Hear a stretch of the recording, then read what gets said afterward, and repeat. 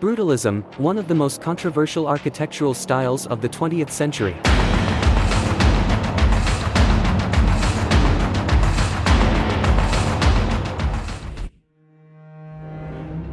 Brutalism, derived from the French béton brut or raw concrete, is an architectural style that stands out for its uncompromising use of raw concrete, massive forms and sense of monumentality. It was born in the mid-20th century and was a reaction to previous decorative styles. It was particularly popular because of its affordability and ease of maintenance.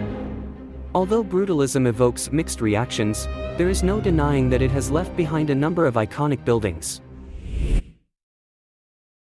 The Barbican Estate in London is a stunning example of how Brutalism combines housing with public spaces.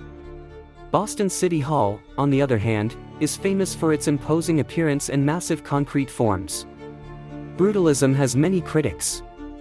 Some find it ugly and depressing, such as the Sirius building in Sydney, which was demolished despite public outcry to make way for luxury housing.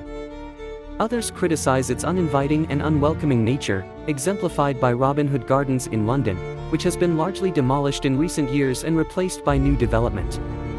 On the other hand, many Brutalist buildings are facing renovation and revitalization, such as Park Hill in Sheffield, which has been transformed into a mix of flats, workspaces, and public facilities.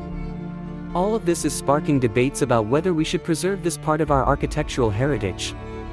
It is a question of balancing the need to retain historic and cultural values with the need to modernize and improve living conditions. Whether you like Brutalism or not, we cannot deny that this style has left an indelible mark on the world's architecture. What do you think of Brutalism? Do you have a favorite Brutalist building? Let us know in the comments. Thank you for watching today's video. If you liked it, be sure to like and subscribe, and follow us on social media for more interesting content. See you next time.